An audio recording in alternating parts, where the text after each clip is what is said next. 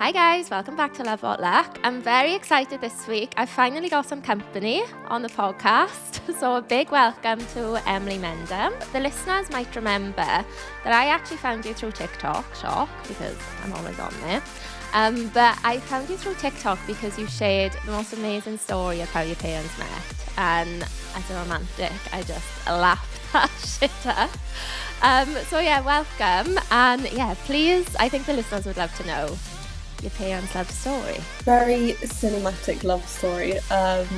So it was Valentine's Day 1990. They were both working in London, and my mum actually she said the other day that she never normally gets this tube, so she randomly decided to go Tottenham Court Road station, and it was my dad's regular tube that he gets home, and so she was like running down the steps to get there, and he saw her, and so he basically chased her downstairs, which I feel like is very creepy sounding. So it's good that it worked out. Maybe to us, but I just picture back in the day that creeps weren't around as much, maybe. Or like you didn't hear about them so much. Yeah, I think, we'll take it as romantic. She found it romantic. Yeah. And so they got down, they got onto the tube on the Northern Line, and he kind of said, "Can we go out sometime?" And she was like, "Yep." And that was kind of like where it just went from there. They actually had I was thinking about their first date the other day. So they met at a McDonald's, not very cinematic, but I thought it was quite humble for them. Yeah. They went somewhere after, but they were like, "We're going to meet at this McDonald's." So they met there, and my dad was late, about 30 minutes late, and she said, so she sat there with a hot chocolate, and she was like, "By the time this hot chocolate is done, if he's not here, I'm going." Obviously, they didn't have phones, so there was kind of no way to get in touch with each other. Meanwhile, what was actually happening was he'd managed to he wanted to wash his jeans because he was like, "I need to be presentable. This could be my future wife. I need to really turn up looking good." And they hadn't dried in time. So he was like, I think he was like hair drying them, to try and Oh, get them that's not good. borrowed his landlady's hair dryer or something, I don't know.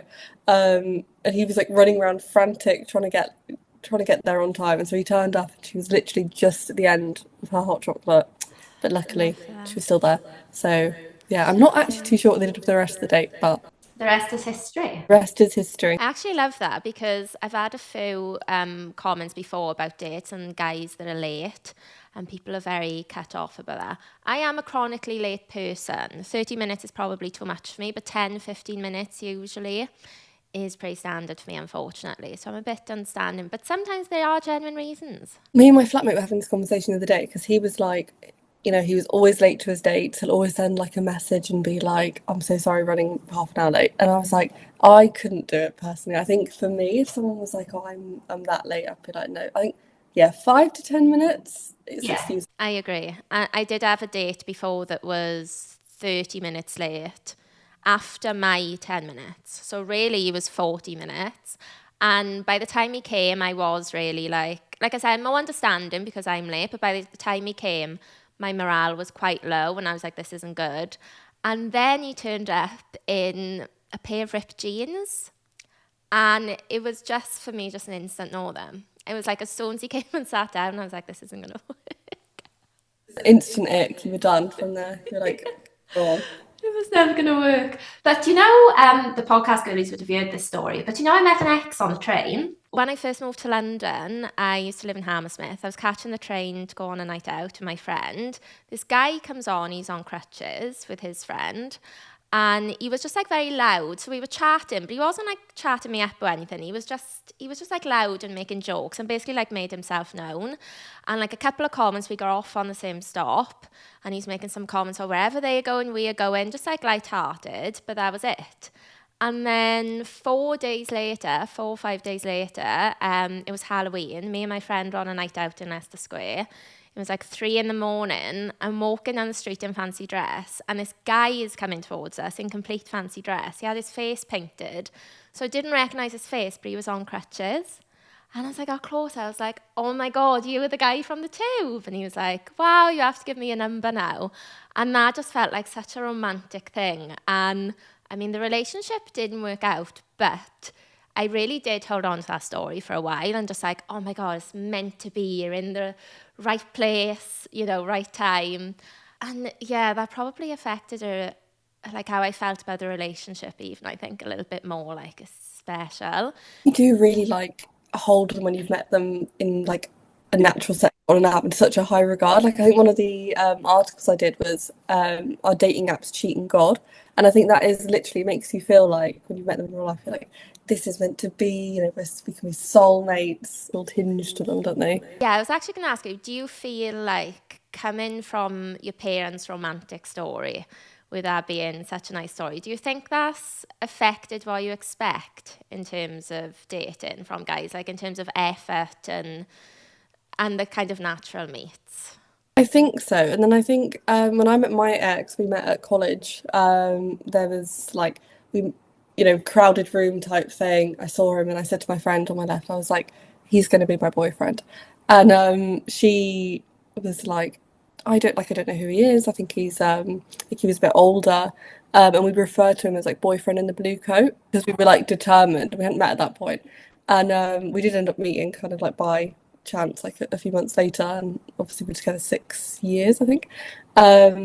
So I think that I was always like, yeah, this is how love is going to be. You see someone, crowded room, and then I think, post then in this kind of like very modern dating world of apps and things, I think people do approach less. Yeah, I agree. I definitely think it's been a coming to back down to earth, realizing that you might not have that like movie meet moment, the kind of like meet cute that you maybe grew up thinking you would. Yeah, I feel the same way. I think especially for girls and women, it's spoon fed to us, the books, the films, stories, especially like with parents. Obviously, they're older and they're a different generation. So when they are saying stories, like my mother had the same thing where she'd met some, this sounds crazy, she met a psychic and the psychic told her, you're going to meet somebody unexpected, and then that day my father walks into the room and, just like those types of stories. And I definitely grew up thinking that. And I'm in therapy. And even my therapist says to me, like, you've got a real white knight idea of love about this man coming in and really fighting for you and everything being perfect. And I think age and time, and actually this podcast, like people send me these stories of like how they met and like shit that they go through. I think it is starting, well, it has started really to, yeah, bring me back down to earth. It's just nice to believe in that, I think. So you're single? Yeah, I am single. And yeah, so how do you find dating? So since moving to London, it's been interesting, to say the least. Obviously, in that situationship article, I said that I'd had like an accidental situationship, and then I almost got in this next one where I was like, no, I'm gonna go. So yeah, Yeah, that's and I've kind of been on a few dates here and there. do you find those through apps mostly, your Yeah, dates? these were all on apps. There was one I'm trying to work out if I should say. Yeah, no, I'll do it anyway. I'll be fine. So he actually found me through TikTok, which I think is quite funny, and he commented on the situationship video, being like, "This is, if basically along the lines of like, oh, this is such a great love story, like you couldn't get away with this now." And then he followed me, and I followed him back, and we ended up going on a date. Yeah, I think it was the wrong time for me, maybe, but yeah, that's the kind of only non-app date that I've been on recently. I feel like I wasn't really on the apps when I moved because I'm old. So when I moved to London, it wasn't really a thing. And then after COVID, I'd moved back home to Wales for COVID. And then when I came back to London, I was like, I'm going to download a dating app for the first time because I feel like COVID was the big switch with apps. And then I went on Hinge and I met my now ex. He was my first date, like my first date from Hinge, 5 days later.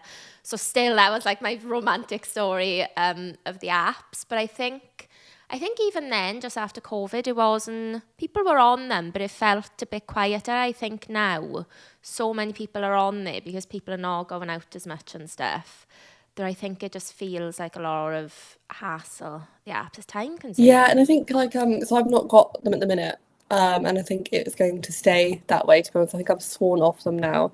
I think that, I don't think they're bad, but I think that for me I'd rather have less connections but more meaningful ones rather than kind of lots of, talking stages through apps and kind of like keeping like matching with people or going on dates. I'd rather have that kind of initial meeting someone, realizing you like each other, going on a date and doing it kind of like the like old school way, rather than just kind of having the app experience. Like, I've tried it, Yeah. putting it's done. Especially when I first moved to London, I loved going on dates with people because there was a chance for me to meet different people and go out to different places. But and now that I'm here, the thought and the effort of going out onto that tube and going in for a date, I'm like, I don't want to do it unless it's worth it. How long have you been in London? Not long. So I moved, I think it was like May time of like last year. So yeah, very new. Before that, I was living in Nottingham for a few years, and then before that, I was like Leamington area, like Midlands. So I saw an article about like missing home a little bit. How have you found moving to London? I think that London is very much like a partner in a lot of ways. Like I think, or like dating, like it's very much an alive person. Sometimes it really likes you, and sometimes it hates you, and it humbles you. I feel like right now we're doing really well at the minute, but definitely before Christmas, before I came home, I was like, this isn't working out. They don't like. Like it feels like you're missing every train home, like there's delays all the time, you're going to work in the rain, and it's just like this is not good.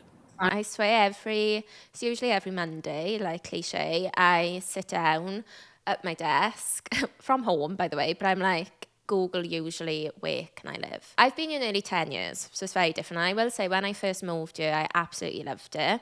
I was 25 when I moved. I was out all the time. But like looking back now, even I say I loved it. I had chronic anxiety. I was just non-stop because it is so busy. But yeah, I don't want to be a downer on London because I have loved it for a long time. But now every time I sit down and I'm like this week was like, is Australia expensive to move to? Just random thoughts.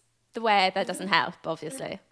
I recently, also through TikTok, met a girl, and she's from Australia, and we're doing quite good friends.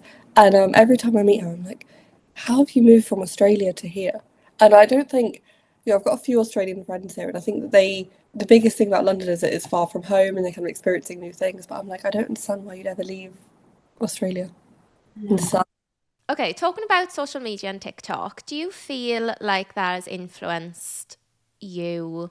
I suppose like your reactions on relationships, because I have felt even when I've been in relationships, social media at the minute, I'm actually always conscious of like messages and stuff I put out because I feel like the narrative on social media for girls at the minute is like is still quite white knight. It's very much like if a guy doesn't do this, like if a guy turns up late to the date, screw him. If he doesn't do this or that, or it's like my partner, I saw one before where he like filled the room with balloons for a birthday. And you can even like be in a nice, happy relationship and you look at something else and you're like, oh, well, my boyfriend hasn't done that. How do you find social media affects you, like dating and So relationships? difficult. I think that like you can get swept up in this kind of I'm not sure if you've seen like the sprinkle lady where it's like they should be like Yes. everything. All your dates should be paid for. And I think I definitely got kind of like swept up in that where I was like, is it wrong to split? Like, does it mean that they don't see me a certain way if I'm offering to split all the time? Like, should I be paid for? And I think there's so many different things like that. It's like, how much should you be talking to each other? Like, should you be in constant contact throughout the day? Like, personally, I'm not great at non-stop texting. Like, I think that I need a good few hours between. But then I also want, some replies. So it's like, how long is an acceptable time to be undelivered for? And I think that I saw a really interesting podcast. I can't remember the name of it, but he was basically talking about how we've stopped trusting our gut and we've stopped trusting ourselves when it comes to dating. So now we turn to the internet to tell us how we should feel about things, or we turn to like friends to be like, is it okay that he's left me undelivered for 6 hours? Yes. And it's really, how you feel about it, and one person's boundary doesn't have to be yours. Like, if you're fine with, splitting dinner, that's okay. Like that's how you feel. I don't think you need to kind of heavily rely on whatever the internet decides is right. Like it'll be what I see the other day, where it was like, oh, how he treats you on your birthday is how he feels about you. you know, and that's kind of similar to the balloons, like you say, and these kind of big elaborate displays of affection. And it's like, or it could just be that like maybe he doesn't know. Have you had that conversation about what you like? How has he grown up? How have you grown up? Like, what are your expectations of each other? Yeah. But definitely right now, I Yeah, think is I think that's a really good point. And I was actually talking about this morning. I said that I think my idea, and I can tell this is why social media's influenced it, 'cause I think my idea of love and men, I used to be a lot more empathetic, and I used to be like, well, have you told him how you feel? Maybe he doesn't, think that. And I used to see something, and I used to be quite rational. But it is definitely from social media. It just gets fed to you all the time. That I can feel sometimes my opinions start to warp, and now I feel like it's harder for me if I do an episode or if I say something about like forgiveness and understanding. I do think it gets shut down a lot quicker, and they're like, no, a man knows what he's doing. I saw this the other day. Usually a man knows how he's treating you is bad, he just doesn't care enough. And I'm like, oh my God, that's such a shit thing to push to somebody. It doesn't make anybody feel good. And sometimes I do like to try and be more open-minded. Although I was saying the other day, my cousin messaged me to say I sound like a man hater at the minute. And I was like, oh God, I really hope I'm not. I think that's the thing is it's so hard to like, you know, because dating is pretty shit. Like I feel like there's a lot of bad experiences constantly that you're kind of like absorbing, and then you're kind of having to like deflect all the time and be like, okay, this has happened to me, but it doesn't mean, you know, that it's doomed forever, and it doesn't, you know, have any impact on me. And I think it's trying to learn that it's almost not personal sometimes. Like I think we can really internalize how people treat us as, you know, reflections of ourselves. Like, oh, is he leaving me undelivered because he doesn't like me? Rather than, okay, maybe that's just how he is. And I think it's trying to see dating as like, I don't like that behavior rather than they're telling they don't like me, if that makes sense. Yeah, it does. And that's a much healthier way to look at stuff. Definitely not take things personal. Where do you think forgiveness falls in your like line of dating and relationships? Have you got kind of, yeah, are you quite open to forgiveness for different things? So I feel like I used to be very forgiving. It's probably how I was in such a long-term relationship from a young age, because I feel like that required a lot of forgiving because we were kind of like growing up together and we didn't really know what was going on. Then I think after him, I've been single like 3 years now-ish. I think that was very much like no forgiveness at all. It was like one strike, you're out, you know, Hmm. no forgiveness there. And then I think that like now I'm trying to be again like, okay, just because they do something you don't like, if you haven't told them you don't like it, as long as it's not, you know, actually disrespectful. I think if it's just one of these kind of modern nuances I live by, or these like rules that we might set for ourselves that they don't know have been set. Yeah, and sometimes I think you can, or like unknowingly, the guys that you're with, you can be giving them tests and they don't even know that the tests are happening, and then they fail in them. And then sometimes you can go ramped in with something and they like, I had no idea that you even felt like this. I think also trying to not be love bombed as well. So it's like having that kind of like slower burn romances. That So it's like, happened to the love bombing. oh yeah, definitely. I feel like it's happened multiple times. I feel like maybe not as like full blown as I think some of them been, where they get, you know, really awful stories where they like move in, or it's like really like I want to get married tomorrow. But I feel like these kind of like softer love bombing, whereas like something healthy will feel kind of like safe and slow and won't make you feel too much like overwhelmed. So I think trying to lean into that and then realizing if you are doing that, it's going to be uncomfortable because it's not what you're used to. You might have, I keep going back to the delivered thing, or it might be like, I'm not sure, just like seeing each other less maybe. Mm. Whereas you could be like, oh, maybe I want to see this person, you know, 3 times a week, 4 times a week. And it's like, well, if it's a slower burn, you have to kind of build up to that, and it'll take time to kind of like have that connection rather than being like, oh, we don't have it straight away, so I'm out. Yeah, it's important to find the balance of that. Would you ask a guy out? As in, would I just go up to them and be like, do you want to go on a date, that kind of thing? Yeah, both. Or even like when you're messaging, I find it really hard even even if I've gone on 3 dates with somebody, I would still find it hard to then be like, so do you want to go out? Like, I'm still very much like, leave it to them to ask. And I think that that isn't always great. Yeah, I think that there's something so horrible, isn't there, about asking a man that is supposed to like you and you like to hang out. Like it literally feels like I'm asking for the world. I think there's nothing worse than sending and being like, oh my God, like it's such a normal thing to ask, and yet there I am like panicking, like, oh God, I'm vulnerable, and I've shown that I'm human. Um, I do it, but I don't enjoy doing it. Yeah. But so would you go out to somebody if you were out? No. No. Okay. So you draw the line there. Fair. Yeah. Would I like to? Yes. My friend that I met, she's very good at doing that. And I think she has like she's obviously stunning, but she has like a great reaction to doing that. Whereas like I think I don't drink, so I think that kind of limits my Oh, confidence, sure. so I think that not being able to go up to people, I don't know if that's fun. I've had a drink, and it's only ever with a guy that, like, if I fancy, but I don't think he's the one. If it was somebody I actually thought, oh my God, I like him, I wouldn't even look in his direction. I'm just like, absolutely not. I just get so shy. If it's a guy that I just fancy and I don't care, if I've had a drink in me, there's no stopping me. I will literally be into a place, I'm like, I want to go out with him. And I'm just like, honest, sober me would absolutely never. I love that though. I think that's definitely like in 2025, I think that should be everyone's in. I think, no more dating apps, talk to people in real life. Yeah. Yeah, so much better. Men are in their feminine era now as well, apparently. Men, they want to be asked out. They want to split the bill. They're stepping up a little. I think they're cottoning on to the feminine era, for sure. Oh, 100%. I feel like massively. I think there was that, it kind of goes both ways. I mean, like the women in male dominated fields. Like, I know it's so toxic, but I loved that trend. I thought it was so Yeah, funny. loved it. And then it's like the men being in their feminine era.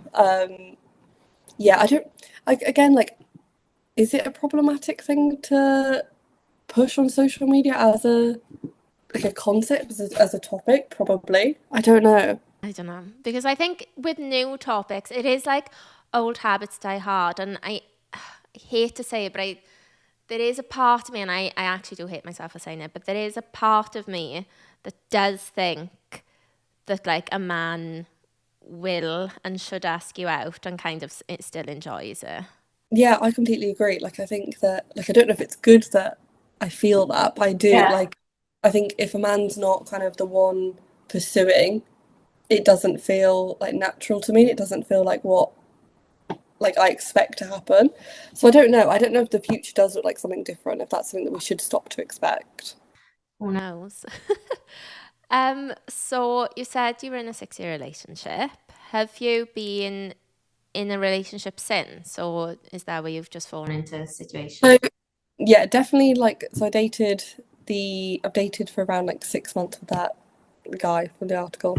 And then I've kind of like, dated people for a few months, but nothing I think in comparison to, like living with a partner, like nothing has felt as serious since. Yeah, fair. Yeah, actually tell the listeners about that article. Obviously, I've read it. I did love, yeah, I loved that when you talked about situationships and more like how you acted so differently in that second one. So yeah, if you want to share the story. Yeah, so like when we again we didn't meet through an app, so I feel like that made me much more like this is, a real thing. And he had just got out of a 6 year relationship also. So I feel like we had a lot in common, and I think definitely like something that I don't do now when dating is kind of like open up like trauma first, and I think that's something that I did do in that. We both did, where it was like we both spoke about our exes a lot, which I Yeah. think is a Yeah. lot. I think if a guy is like talking about their ex, I'm like, no, not for me. Yeah.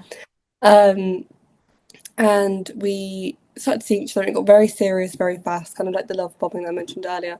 It was like a toothbrush in your house kind of thing. You're staying over most nights, staying over for whole weekends. And then I think it was probably like a few months in, and he was like, "Oh, I can't be anyone's boyfriend right now." And that was very like, well, what have we been doing for Yeah, the past? whilst I think you said like whilst very much acting like your boyfriend. Yeah, and it's like this he's very much been that. Like there wouldn't really be much change in just by the title. And the conversation kind of arose, if I remember properly, it was because um I wanted to be exclusive. And I kind of and he was like, well, I'm not seeing anyone else. And I was like, okay, but I'd like it to stay that way. And he was like, oh, well, then we might as well be together. And I can't be that right now. I can't do that. And then I was quite young, so I stayed. And then so we kind of kept seeing each other. And I think afterwards, sometimes it feels like a bit of like a spell has lifted, like the magic of like falling in love is gone. And suddenly you're kind of like, okay, I'm not happy, but I'm also very attached to this person, so I'm going to keep seeing them. And I think that as we kind of kept going, it was already broken. Like it wasn't really a Yeah. fixed situation because it was kind of like it had already died before it started. So every time we saw each other, it kind of felt like it could be the last time. And this went on for quite a while. I mean, I think we met in be May, June, and I think we didn't end properly until like November, December time. And then we saw each other again in like 6 months after this. And it was very much like, oh, he's just a man. I spent all of this time kind of like yearning after him and being convinced that like he was kind of like the one that got away. And I was like, oh no, that's not what's happened here at all. Feel like where it's gone and Yeah, like I'm building all of these gaps to what I thought he was. And I realized you don't really know someone in the few months. And I think that obviously before he was very much pretending to be, I think he wanted to be the good guy for someone else because he'd had such a bad experience beforehand with his previous girlfriend. So it was like, he wanted to do like the flowers and the nice dinners and the nice things and be the kind of perfect boyfriend part time. yeah. But then, yeah, I think when I saw him again, I was just like, oh, that wasn't actually really you. It was just kind of someone you wanted to try being for a little while. Yeah. How did you Um, meet him again? Was that just by chance or was so I messaged him, which is not advised. I think I messaged him on his birthday because it was like the year later. And I was anyone just like, listening, this isn't a sign? this is not a fine text your exit, don't do it. So I messaged him about a year later, and we met in Battersea Park, and we were both living in Nottingham beforehand. So he'd moved to London, I'd moved to London, so we met up. And he was just a bit mean. Like nothing he said was mean. Like he wasn't mean to me, but I was just kind of like, oh, I've really filled in the gaps here. Yeah. Um, It's like your own kind of idea of him. yeah, like I think I'd kind of like made up this person almost, and then when you kind of like confronted with the real them, you go, oh, okay. And then so that was that. Went home. We didn't speak again. And I think he messaged me and said like it was nice to see me, like to see me again. I think I just kind of left it there, and I felt kind of quite solidified in that That's decision. nice. That's a nice bit of closure. It really was, and I feel like closure is like a luxury. It's not to be expected because I think most of the time it does not go the right way. I think this is the one good case study for closure. It did go well. We didn't, so it was all good. And then I think maybe a month after, maybe a little bit more, I met another guy, and this was through Hinge, and we kind of had that very like cinematic first date experience. We like walked all along like South Bank, and we walked everywhere, and then I was like smitten. Basically, I was like, gosh, I really like this guy. And then we had a few more dates, and then we stayed at his, and then he was basically like, I'm not looking for anything serious. And I think you feel that like, Mm. okay. And like part of you wants to kind of keep the moment going and be like, this is fine, I can do this, that's so fine with me. But I kind of knew from past experiences I was just gonna end up getting attached. So I was like, I'm gonna go. And I kind of went home.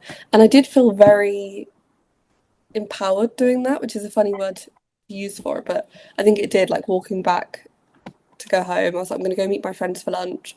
And I kind of didn't feel like something had been like taken from me this time. Yeah, I would have said empowering. I think that is an empowering thing to do. Yeah, it felt like, no, I know what I want and it's not this. And I think that like trying to like have that as your goal for how you kind of approach everything. Like, this doesn't align with what I want for myself, so I'm not going to do it. Yeah. And not to get like sucked up in it all because it's very easily done. Where, like you say, you can almost trick yourself and thinking, oh, that's okay. I can deal with it for now because you enjoy their company. And then I think maybe somewhere some people think, well, eventually I'm sure like it'll change. They're just not ready yet. Oh, I'm sure, if he really gets to know me, he'll like me. And it's like, well, he does know you and he doesn't, it's a hard one to stomach. It's not easy. And then so I went home and I wrote my first Substack that night when I published it, and both of them read it. Um, Did they? they did. So the first guy from the year prior was not entirely happy about it, which I think is, it's fair enough. Everyone's kind of entitled to feel how they feel. I don't obviously know him, but I feel like he also was probably coming from his thing with his ex. And like you said, if he was trying to portray himself in a certain way, it probably affected him just like with his idea of what he wanted to be like. Like he was coming with his own issues. Do you know what I mean? Yeah, and I think again, looking at it from that like more forgiving angle, I don't think he ever went into it thinking, "Oh, I'm going to really upset this person." He said that in his message. He was like, I never had those intentions. It wasn't who I wanted to be. So he said he felt bad that that was kind of what happened. And I think the main point of the article that I feel like was kind of missed, maybe, was that if you kind of rush into things after a relationship, you're kind of just like increasing your pain, like both of you. Like, I think that, when I'm sure I dated people straight away after my ex that I wasn't that nice to. And then, like, obviously, it then happened to me. And I think that if we maybe all just like took a step back and went to therapy, or like actually took our time to heal from these things rather than just like adding more pain and just kind of like stacking it, that would be that'd be the nice thing to do. Yeah. And then the other guy, he read it, and he had kind of like the opposite reaction. He was very much like, this has kind of changed my perception of the kind of behaviours I've been doing lately. He said it gave him kind of like a newfound respect for love, and he was very grateful having read it. I think was a very nice. He still reads my Substacks to this day and says things about them, which is nice. So a slight redemption arc for men there. We love a reflective king. That's very nice. Very reflective. Okay, so what do you think about right person, wrong time? Then do you look at even those situationships and maybe think that there's a place in the future for those people, or do you not have that belief? I definitely used to. I think that is a very kind thing that we can sometimes say to ourselves, like, oh, it was just right person, wrong time. I do think that if it's the right person, you get ready for them. Like, that's always been my kind of belief, is that, like if you met someone and even if you weren't ready, you would kind of get ready. But I think, again, with that more forgiving lens, looking at that, it's like if you aren't in the right place, you won't know to get ready, if that Yeah. makes sense. It could be the right person, wrong time. I was having this conversation with my flatmate, and my mum was on FaceTime a few weeks ago, and he was upset about someone he was seeing, and my mum was like, well, I met your dad, Em's dad, the year before, and nothing happened. And this was kind of like shocking to me. Like, I'd always very much believed that they met on the tube, Valentine's Day, but they were actually working together. Well, not working together. My dad worked. Yeah, I'm going to butcher the story. So basically, I think she came to him because she needed her buttons covering. They're both in fashion. And so she went in, and I think That's that not what do they call not a not a it? euphemism. It sounds like one, but it's not. There was a legitimate button covering occurring.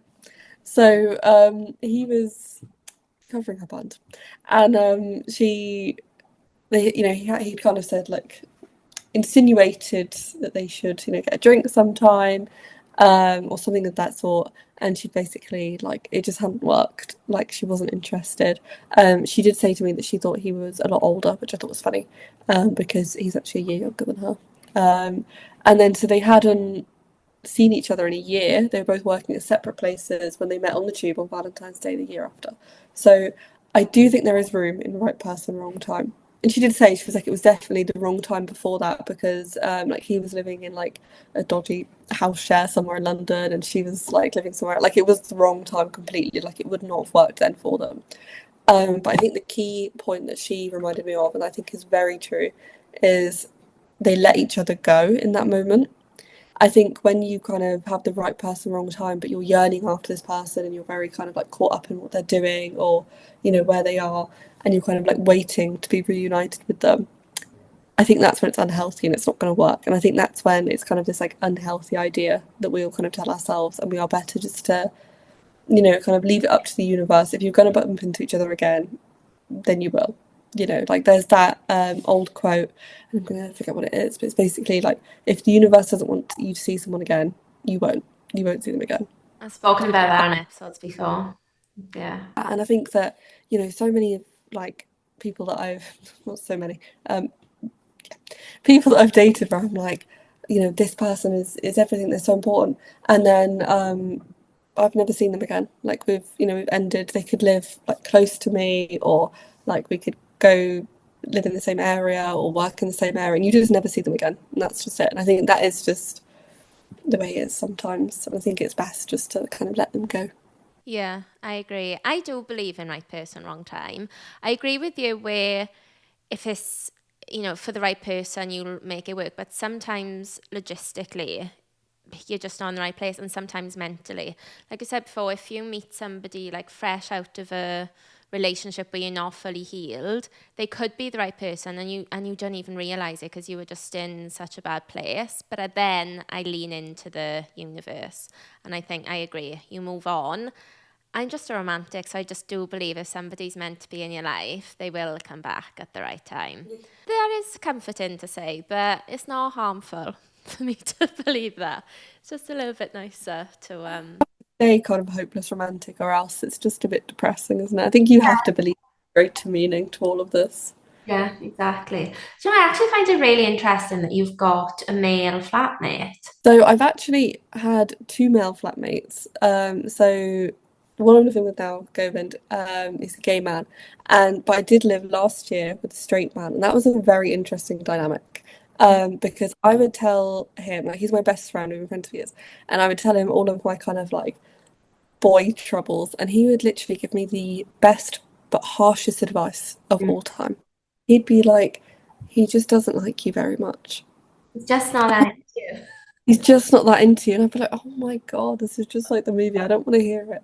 And kind of, I would also see like his side of things. Like when he'd start dating someone and they'd be very kind of like clingy or they do certain things that I've definitely done. And you'd kind of see it from this whole different, other side of the fence. And you'd be like, oh, this is what that means. Like, this is how it is. And I think yeah, it's very interesting to get kind of like an unbiased male perspective. Yeah, because I've always wanted that. I used to say that all the time. I'd love to have a male friend um, that, yeah, I could get advice from, but I've never had a male friend. I've only had one, and then it ended up being my boyfriend. But you believe then, obviously, that, well, I believe as well that men and women can be friends. Oh, 100%. I think like we've been friends since we were kids. And I think that a very key part of it is that nothing's ever happened before. I think that you can't, I mean, maybe you could, but I think that you can't have like genuine, pure friendships when there's kind of been like more than an attraction, like some Get kind of like together after a night out. no kissing on nights out, no sleeping together. I think all of these things are kind of not good hallmarks for a good relationship. Like I think there has to be solid boundaries there. And I've both been friends through kind of like all of our relationships. Like he's dated people long term, I've dated people long term, and we've not had to change how we've acted with each other because it's very. I was going to say that. Have your partners ever had an issue with it? No, I think there's like I always find it really funny the like the girl best friend TikToks where they come up and I'm like, oh my God, that's like my biggest fear would be to come across like something like this. And I hope I haven't. But like I think with those, again, it's that like like like almost like you're very obviously into each other. Mm. And I think whereas like if you've got a genuine friendship, you kind of like are detached from each other in that way. Like you're not protective of each other, or you just let each other date. And I don't think that we've ever really had that issue. I think it's more of a problem now with new partners being like, okay, how do I say that I have this friend that I've had for years? Is it gonna sound like one of those situations? Because it's quite controversial. I've had stories on the podcast about it that have not ended well, and even when I have them, I remember reading one out, and it was like, my partner's best friend, blah blah, and straight away I'm like, oh, but I know where it's going because they send me the story, so it's almost like I know it's ending bad. So maybe I've got a bit of a warped idea of it. I believe that it can happen, but there's definitely issues with some Do you people. think that boundaries must be the most important part for it to work? Like, I think that if I was dating someone and they had like a female best friend, again, like I think it's great. I think it gives them a really good insight into kind of female experience. I think it's important for people really. And they should have friends of opposite genders. But I feel like you're gonna have those rules in place. Like, they have to have never even kissed before. They have to have never had any, how did they meet? Did they meet through school? If it's through a dating app, no. Um, like I was once speaking to a guy and he was like, "Oh, my female best friend." And I think that's a alarm bell in itself that you're having to kind of like call them by their gender first, like, "Oh, my boy best friend." Whereas like if you're both adults, they're just your friend. Like they don't need to be specified by gender. There's no separation really. Yeah. Um, yeah, but I didn't want to date someone that had a girl best friend because I was like, "You've met on a dating app. There's obviously an attraction there." Yeah, because obviously they would have, swiped because they fancied each other. Saw a post on TikTok the other day where it was like your boyfriend's female best friends are just people he's had failed talking stages with, and I was like, that's enough for me to not want that. Yeah, I had an ex who had a girl best friend, and I loved her at the start because she was so lovely to me, and we went out, and it was really nice. And then she started to go a little bit funny, not really with me, but with him. Like, and I found him more that they'd been single for a long time, and he was getting into a relationship, and she didn't want to be single, and she was upset. Where like on a Saturday night, he was like, "Oh, I think I'm going to stay in," and she didn't like it. But it kind of grew, and there were just more and more arguments and more issues. After we broke up, we met up, like as you do, he told me that they had kissed like a few years ago. And I was like, and he's like, oh yeah, we kissed, but it was just, not right. And I thought, that explains it. It wasn't right for you, but, she probably felt something. And then all this time she's with you when you were just bringing, girls and stuff. And she's obviously trying to be okay with it. But looking back, she was probably maybe a bit. And I don't want to say this because if somebody's friendly, it's nice. And at the time, I thought it was nice. But now I look back, like he went away for 2 weeks on a holiday and we'd only just got together. And she was like, oh, that's fine, we can meet up. And I'd probably only met her once. And I thought it was really sweet. But now I look back and I'm like, maybe it was almost making too much effort. Maybe it wasn't really to get to know me and make me feel comfortable. It was maybe more looking really good in front of my ex. I'm so fine with this. That's I feel like what we all do as women. We're like, this is so fine. Yeah, You've like actually look just at them. I'm out with her having coffee. Like, yeah. you've just reminded me with my ex. He had a I like have just like buried this memory so far down because like I values forever. So he had a female best friend that he'd met later in our relationship, which I think is a bit of an odd. Oh, yeah. It's beyond red. It's darker than that. Yes. Tell me that. Because yeah, so they'd met whilst we were together, and they got quite close. And I think we had quite good boundaries in the way that they wouldn't hang out, one on one. It was group settings and stuff like that. So obviously, that's fine. Yeah. And then they were going on a holiday together. It was like a lads' holiday. And she was going with them as the Okay. only girl, and I thought, is what it is. And they were planning on flying together. And I was like, I'd done the whole like, this is so fine. I'm so fine with all of this. Like, don't worry. Like, it's all good. And I was going to live with my friends separately. So I was invited on this trip, to be fair, and I couldn't go. Okay. Um, Nice. Important context. Yeah. And they were going to fly together. And I was like, I'd really rather you didn't fly together because everyone else is flying from different airports. And it'd be nice if you could go with them and like as a group instead of them. Yeah. And he was very respectful. He was like, of course. He was like, I understand. And I thought I was being a bit crazy. And he was like, no, no, I get it. It's a big deal. I'll fly separately. I'll fly for my mum's. And so they flew. They all got there, and everything was kind of fine. And they slept together on that holiday. So he cheated. I don't know how I forgot this story, by the way. It's kind of a big one. No. And I didn't find this out until about a year after. So, but after we'd split up, they would obviously hang out a lot of one-on-one together, and people would be like, "Oh, like, are you upset that they're, hanging out?" And I'd be like, "No, like, they were always friends. It's fine." Um, so yeah, I think sometimes, and we were Oh, quite good. that's Like, she made quite a lot of savage. effort with me Yeah. during that time. Like, we would hang out quite a bit, like with them all, and yeah. I hear So that. For me as well, the secret bit for the year that just make me wanna lose my shit. honestly, it was a year after we split up, so we weren't together during that time. So I broke up with him after Oh, holiday, so you did. and he Oh never my said anything God. about that. Okay, so you broke up after the holiday, different reasons, and then it came out after. Then a year later, it was actually his new girlfriend that had told me. She reached out to say that they were having. I know this is crazy. I probably There's really too much podcast lore, but it's done now. She reached out to me over Instagram, and she said that they'd been having issues, and we were talking. Oh, And she was hey like, "Oh, like, girly. she's like, oh, did he ever?" And they'd got together quite quickly after we'd split up. And she was like, "Oh, Red did he flag. ever like cheat on you other than that time on holiday?" And I was No. like, um, Oh my God, no. no, not that I know of. Take Yeah, it and off. It's smooth. yeah, I was like, no, and I was, cause I was like, I can't. This is not a time to crash.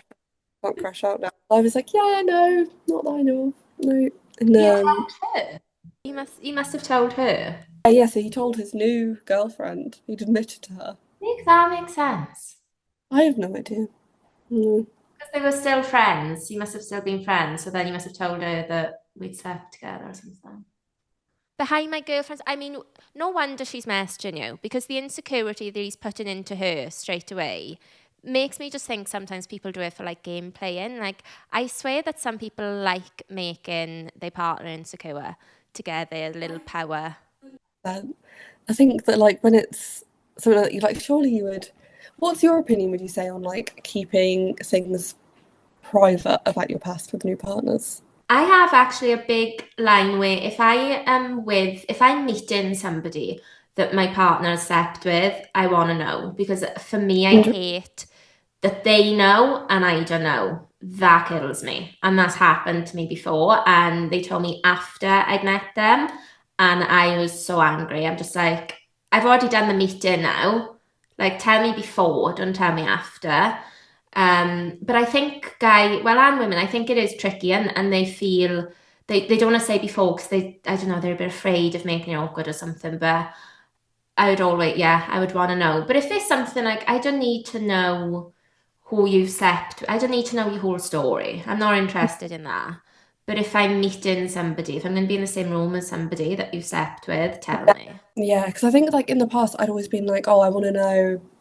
I think it'd gone both ways, where it felt like everyone you met had kind of wanted to know your entire story, start to finish. Whereas I think like as you're getting older and stuff, it's kind of keeping those parts of you, like what you want to share. Because I see a lot of stuff online now about how like if you've been treated badly by exes, you should never tell your new partner, which I think is like, I don't know how I feel about that, because on the one hand I'm like, I understand the logic behind it. You're like, you want to start fresh, you want to say that you don't put up with that kind of behaviour. But on the other hand, it feels kind of sad that you feel like almost like you're taking the blame for it. Yeah, I don't agree with it. I think definitely don't do it right at the start. But I think if you've been treated badly by somebody, then it's obviously going to affect you in some way in the relationship and you're going to have certain triggers. So I think it's fair to tell your partner, like when you're actually together and it's like, a safe space. Like it could be, like we've said before about replies, like I don't appreciate when you don't text me good night because my ex never did that and he was actually out and he wasn't in bed. Like usually there's a trigger and I think it's fair sometimes to let your partner know so that they can not do the same thing. Like you said, otherwise it's all on you and you were still trying to deal with it. Yeah, and I think it's okay. okay to share. But not sharing goes against this that narrative again, like where you don't want to show a man you're weak and, you know, black cat energy and all that. I can't deal with it. It's like the divine feminine energy and the like the masculine energy, and it's like, is any of this real? No, Like, I spoke to my therapist and I said actually what I've realized, like since growing up, is I always have avoided conflict. And what the black cat energy people say to you is like basically don't let a man know how you feel, is it like ultimately, isn't it? If he upsets you, don't let them know and move on. And me avoiding conflict, not that I think I give black cat energy, but it's a similar type of thing. But ultimately, you're avoiding telling somebody how you feel. And I've discovered recently that the people I respect most in my life are the people, like girls, I would say, are the people that if something bothers them, like a friend, and they just come out and say, as much as I hate the conflict part, I always respect it because I think you are not happy with something and you were ballsy enough to tell me. And I think that works with guys as well. If you're upset with something and you tell them, we should be seeing that as confidence, not a weakness. Oh, she's keeping on. Oh, she cares. No, if you feel disrespected or something, tell them. it's like the nonchalance thing, isn't it? And how everyone should feel like act like they don't care and like, like nothing bothers them. It's like you're only hurting yourself doing Yeah. that. The only person that's going to struggle from doing that is you, is holding it all in and pretending you're so fine with it when you're not. Yeah. And then it'll come out in some other way anyway. It'll always just blow up. Like, It's like I'm like, oh, I can be so chilled and cool and I'm so fine with it, and then, a month later there's tears. yeah, it'll always come up. It's not good. Yeah. Especially like with the for me it's usually like drinking or something. It'll come out in a different way. Have you made a decision to stop drinking or have you just never really drank? So I'm about 4 years sober. So it was after my 21st birthday. It's more just like it's like I've had uni, I've done this. I'm gonna see if I can like go like a month without drinking, and it was like a month turned to 6 months, 6 months turned to a year, and then I've kind of just not gone back. I think I very much like when you meet me and how you see me is kind of what you get all of the time, and I think that's always been my kind of main appeal now for not drinking, is like there isn't a version of me that's more confident. Mm. You know, Yeah. just me. And I think that's kind of like why I've not started drinking because I do get tempted, like like a nice cold glass of wine on like a summer day or like beer or something, and I'm like, it would be nice to drink again. But I think that's what makes me not do it. It's like knowing that this is just what you see. Yeah, that's really nice.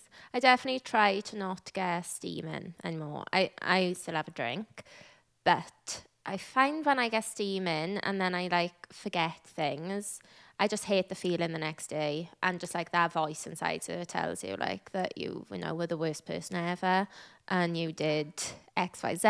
And, I swore I wouldn't drink at my Christmas party as actually my second one with this company that I work for. I was the last one there. Me and Dave, like, last one standing, music. And there's a video the next day of us dancing. I've had to delete it. I'm like, I'm never. That's when you see that video, like, I'm just not going to open it. I just don't want to see it. I And don't it's want stuff to know. like that, like, why? But I just have really hard time saying no to like free bars and stuff. Obviously, it's a Christmas party. It's like, have Yeah. a drink. And yeah, I'm just not strong enough yet. But definitely, generally, I would say I drink less than I used to. So yeah, I do admire that. It's very, very good. It's been interesting dating sober as well. Like, because I feel like the one thing that everyone, like, again, when I lived with my last male flatmate or even this male flatmate, they're always like, have a shot before you go, have a drink before you go, kind of like, when I lived with girls in uni and stuff, and they're like, oh, I just need to kind of take the edge off and feel a bit more confident before they go out. And so I've never done that. So I've never had like a drink beforehand. And I think that it's a little strange, I think, especially because so many dates are like going to the pub or like going to bars and Yeah, things, which is what I do. Um, I still quite like going out, like I go out quite a bit. I don't mind doing that sober, but I think other people find it yeah. stranger. So if you go on a date with somebody and then they say, "Oh, what do you want to drink?" and you say like a lemonade or whatever, does that get a reaction from the guy? Like most of the time, I always let them know beforehand that I don't drink, and that's kind of like a learned behavior. I'm like, I need to make sure I say this. Yeah. I did have one time where I told him, I forgot to tell him that I didn't drink, and I asked him to go for a drink. And then we get to the bar ready to order, and I'm like, I was like, yeah, I forgot to mention, but I don't actually drink. And he was like, you asked me to go for a drink. And I was like, yeah, I did do that. Yeah.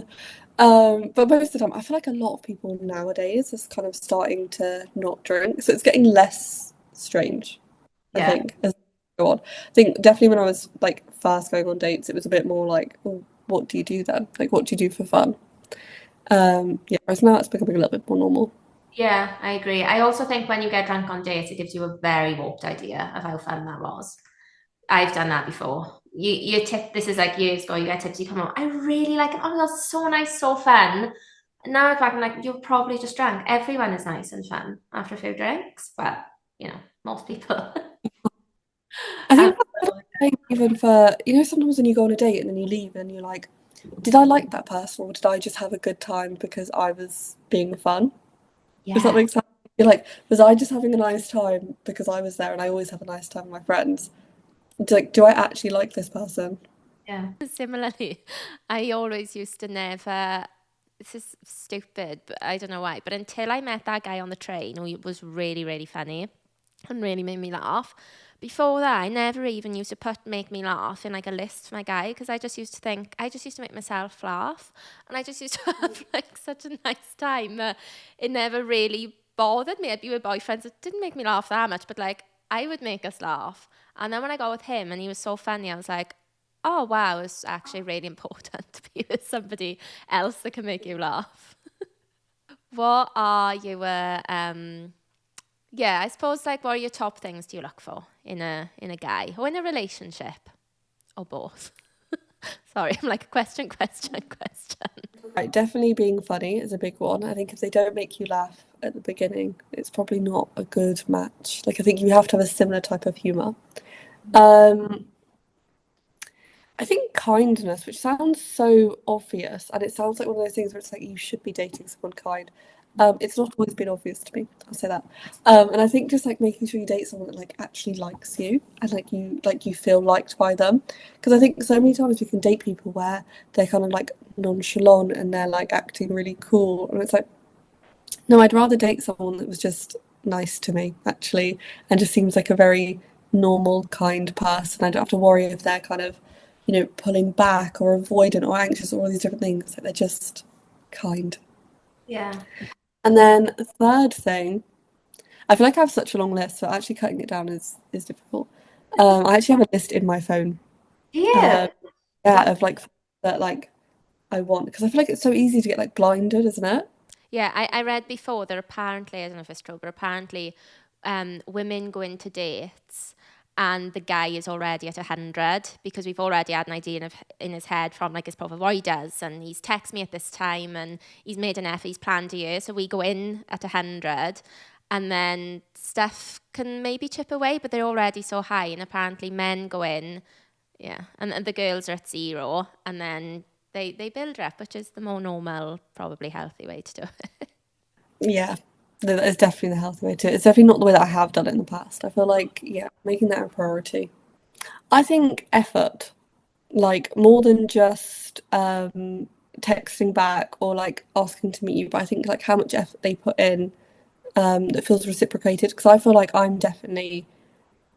think I have to hold back sometimes because I can be a bit like, oh, I want to do this for them, or I want to cook, or I want to do. And it's like holding that back and like kind of having like a matched energy. So it feels like they're also wanting to cook for you, or take you somewhere nice, or do this thing for you, and it feels like you're both having that kind of like reciprocated same energy.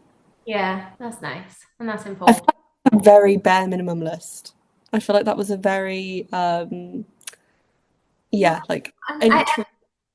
No, I've had conversations like that with my friend, and I'll say stuff, and I'm like, I realise that this sounds like the bare minimum, but it's actually not. And it is so easy to meet people that you can go out and they haven't even planned the date, or you say you like something and they never take that into account. You could, whereas like with a certain person, you can say you like something, and then they say, oh, I've booked that for next week. That should be bare minimum, but it's just not. And I think it is just because that's life. People are busy, they've got their own stuff, and you do really just make more effort for somebody that you gel with. And like I said, you want to pick that person that is making that effort for you. What do you think are also key contributions outside of dating to your happiness, like to your own happiness? I think definitely having some sort of passion. I think being at my unhappiest, it's been because I've kind of like lost direction, and I've kind of lost like having a thing that's just for me. And I think like having gotten back into writing, which is something I did as a child, that's really kind of given me that purpose and kind of given me that like, oh, this is my hobby, this is what I do. To bring it back to dating, I feel like this should be a law. It's like if you're really bothered and really consumed by a man, you're probably just not busy enough. I agree. Like if you're checking how long you've been undelivered, if you're checking, like if they're following other people or all these other things, you need a hobby. Like I think having a hobby is the most important thing you can do for yourself. Like whether it's going to the gym or like a creative hobby or anything like that, I think that's the most important. Yeah, and the girlies are really in their hobbies era now. I'm seeing colouring, creative making, and I love that.